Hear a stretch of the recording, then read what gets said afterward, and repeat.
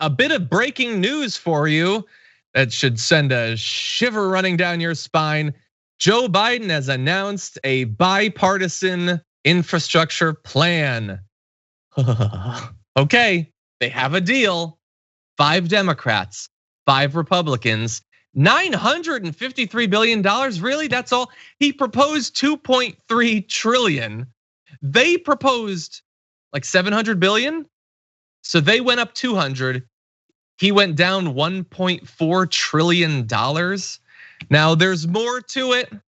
I would start off by saying, okay, maybe I'm an idiot, but if the issue is that they're going to filibuster it and you've got 5 Republicans signed on, are you sure you have the other 5 you need? I'm assuming they're there, Dan, but I haven't actually seen the list of names. So are you 100% sure that we wouldn't go through all this rigmarole and then the Republicans would just filibuster it anyway?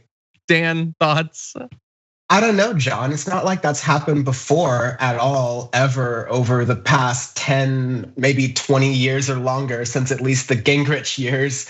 But like, who am I? Not someone who's been paying attention to politics for a long time to understand that Democrats are stuck on one continuous loop. I mean, yeah, the original. I mean, we're talking about this right now. The news is literally just breaking, and the details are really scant. But one thing that stuck out to me was Senator Susan Collins from Maine saying, quote, "We're still refining the details, but from my perspective, it's paid for." Because the key issue was Biden wanting to use a lot of taxation and raising taxes on people making over a certain amount of money to fund the bill. And of course, Republicans are like hard no on taxes. So the fact that they've come to an agreement, it probably is a result of, they probably don't want to have to raise taxes that much because the amount of the bill didn't go up that much. But it's already being messaged by Democratic like people in the know through the media. I can already kind of tell this, that, this is just, dip number 1. This is just the appetizer for infrastructure because they're gonna get the next big infrastructure bill through budget reconciliation. And so hopefully that'll like stymie the progressives off here or there. Color me skeptical. Yeah, I'll take the same color actually. Yeah, I don't know. I'm trying to get details.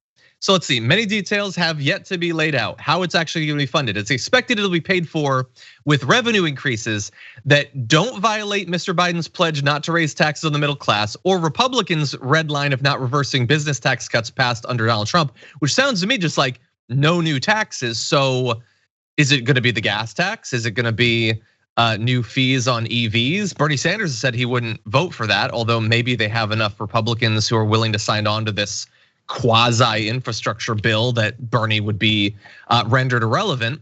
But I will fill in some of the gaps that you probably are already suspecting. A $953 billion infrastructure bill, of which I can't even tell you at this point how much of that is new spending, because it's not $953 billion worth of new spending, isn't going to include anything to combat climate change, investments in childcare, education, other social programming, the broader definition of human infrastructure that had been in the original bill.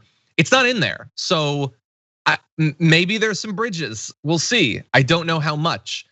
Now, Nancy Pelosi says, there ain't no infrastructure bill without the reconciliation bill. She said those literal words, and that is supposedly where we're gonna get more of this. Although in theory, if the Republicans are opposed to that being there, wouldn't they oppose a bipartisan bill that would then open the door for a reconciliation bill that included it? I feel like they'd be able to see past that little switchy switch. But anyway, yeah, as Dan said, at this point, we don't have a lot of details. It looks fairly lame. A lot of it is going to come down to what ends up being in the reconciliation bill, although I can't even guarantee that it's gonna happen. God only knows what the Senate parliamentarian is gonna say when we finally get to that stage, Dan.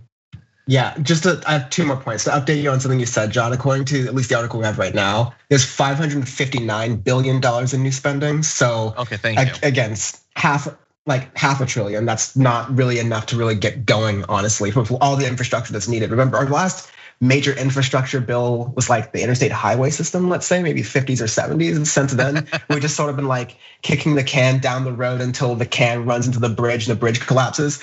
But Yeah, I'm gonna trust Joe Biden.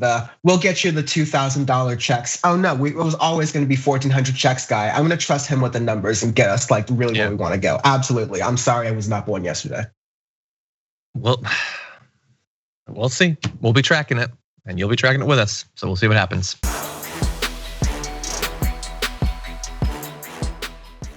Check out the Damage Report podcast each day, wherever you get your podcasts, whether Pocket Casts or Stitcher or iTunes.